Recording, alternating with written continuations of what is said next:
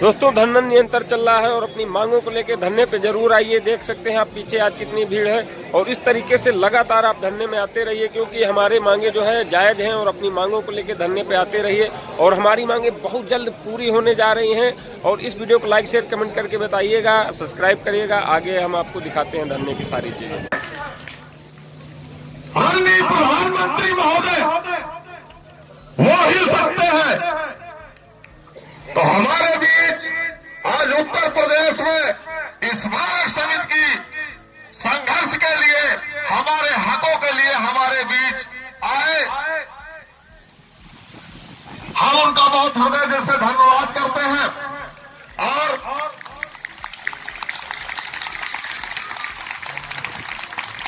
जैसा कि मैंने पहले भी बताया था, प्रदेश के वो तमाम छोटे बड़े संगठन महासंघ का समर्थन हमें प्राप्त हुआ है।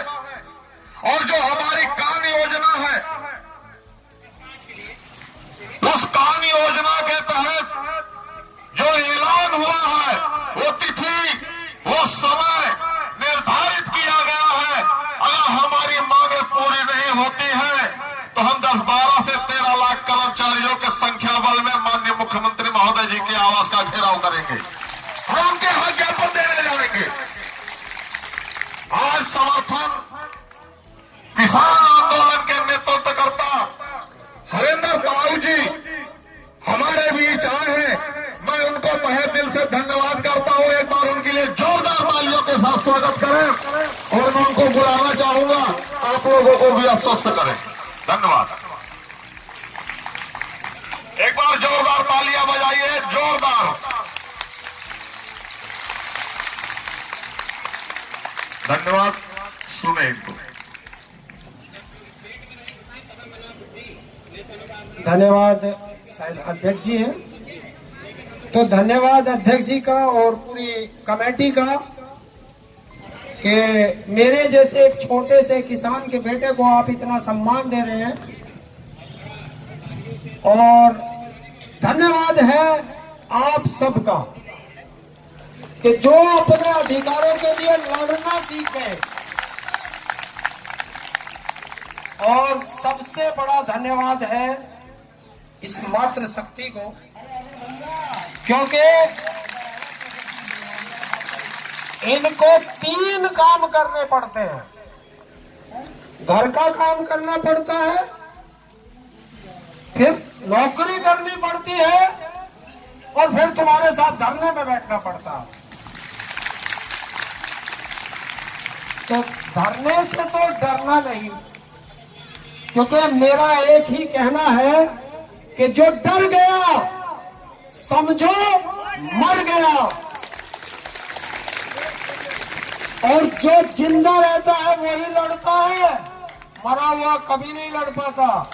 तो आप ये सरकार को बताते रहना कि हम जिंदा हैं, ये सोच लेना। क्योंकि जब 13 महीने तक हम बॉर्डर पे रहे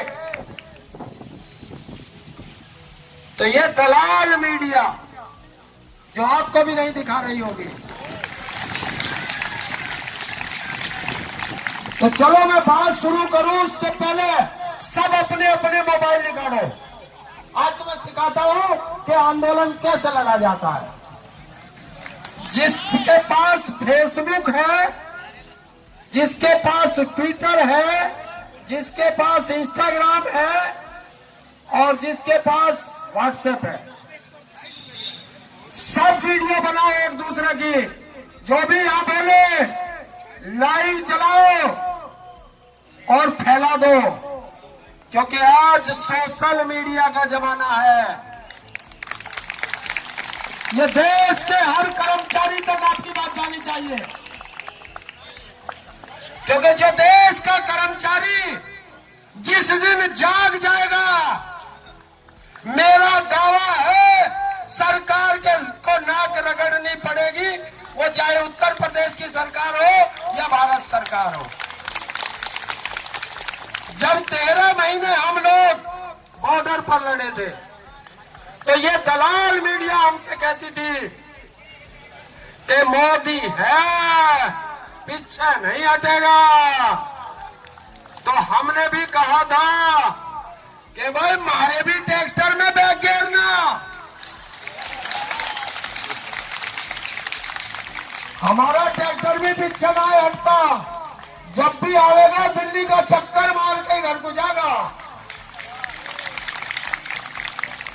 13 महीने हम लोग सड़कों पर रहे, गर्मी हो, सर्दी हो, बरसात हो, और आप लोगों ने देखा था वो जो 3 काले कानून थे वो किसानों के लिए नहीं थे, वो देश की गरीब जनता के लिए थे। क्योंकि हम लोग तो अपने खेतों में अनाज पैदा कर लेते, थोड़ा कम पैदा हो जाता, अपने लिए तो गुजारा कर सकते थे। लेकिन हमारे देश की वो गरीब जनता जो मजदूर है, जो छोटा कर्मचारी है, क्लर्क है, चपरासी है, माली है, कपड़े धोने वाला है, वो और उसका परिवार भूखा मर जाता। और हमने कसम खाई थी कि रोटी को ताले में बंद नहीं होने देंगे, और वो कसम हम खा करके मोदी को हमने हटाया था, रुलाया था, कान पकड़वाया था। और तब भाई उस पर रात को आकर के टीवी पे कहता है, भाइयों गलती हो गई। तो ये ताकत है एकता की। अगर आप लोग एकता बना करके रखोगे तो एक दिन बाबा जी को भी आके कहना पड़ेगा कि अध्यक्ष जी गलती हो गई। और उस गलती को सुधारने का एक ही कारण है कि वो अभी और भी काम करेगी सरकार, क्योंकि सरकार के हाथ बहुत लंबे होते हैं। वो इस दलाल मीडिया से कहलवाएगी, क्योंकि मैं आपके अध्यक्ष से आज पहली बार मिला हूं, मुझे नहीं पता इनका व्यवहार कैसा है। मैं तो आज लखनऊ आया था किसी काम से, तो मेरे पास एक सोशल मीडिया के पत्रकार जो दिल्ली में हमें कवर करते हैं, मैं आपको नाम बता देता हूं, नेशनल दस्तक,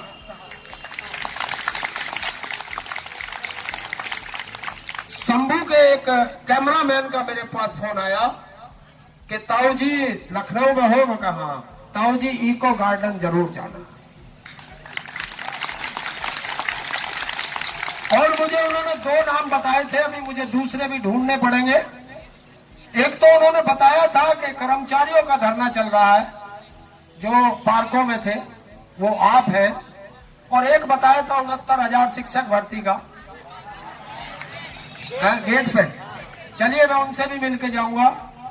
और आप हिम्मत ना हारना, सबसे बड़ी बात है। जिस दिन आप हिम्मत हार जाओगे, आप ये आंदोलन हार जाओगे। मुझे अभी बताया आपके साथियों ने कि कुछ कर्मचारियों को सस्पेंड कर दिया गया, कुछ का ट्रांसफर दूर दूर कर दिया गया, और कुछ के खिलाफ FIR भी दर्ज कराई गई। आपके खिलाफ चलो इनके तो होने दो भाई, नेता बनोगे तो जुल्म तो सहोगे ही थोड़े से। तो हमारे खिलाफ भी जब हम धरना दे रहे थे तो पूरे भारत में हमारे किसानों पर 55,000 मुकदमे दर्ज हुए थे, 55,000। और जो लिखित में दिए थे मोदी ने कि आप आंदोलन आज मैं वापस कर रहा हूं, आपके मुकदमे भी वापस होंगे। और जो 750 किसानों ने शहादत दी थी उस आंदोलन में, जो लौट के घर नहीं गए, घर से आए थे हमारी लड़ाई लड़ने। हमारी लड़ाई तो हम जीत गए, लेकिन हमारे सर पर एक कर्जा वो छोड़ करके गए कि जब वो अपने घर नहीं जा पाए। आज भी हम उनके परिवार के ऋणी हैं, और जब तक जिएंगे तब तक उनके परिवार के ऋणी रहेंगे कि हम आपके परिवार को वापस नहीं ला सकते। तो आपके बीच से भी कुछ साथी गए हैं, तो ध्यान रखना, चाहे 1-1 रुपए से उस परिवार की मदद करना। जो साथी आपके बीच से चला जाए, उस परिवार का हमेशा ख्याल रखना।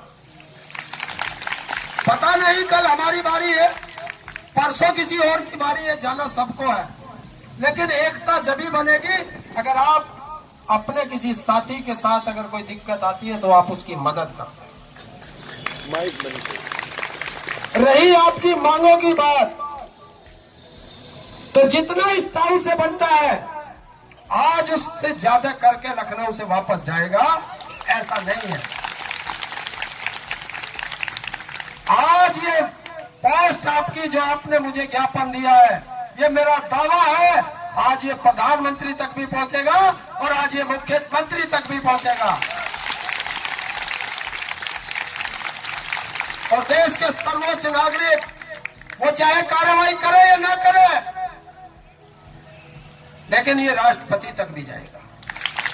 बहुत सही कर्मचारी एकता, हर अंदर संघर्ष करो, हर अंदर संघर्ष करो। देखिए, नारे लगाए जाते हैं, कभी मेरे नाम का मत लगाना। मैं ना नेता हूं ना अभिनेता हूं, पैदल चलने वाला हूं। कभी सोच रहे हो कार से आया,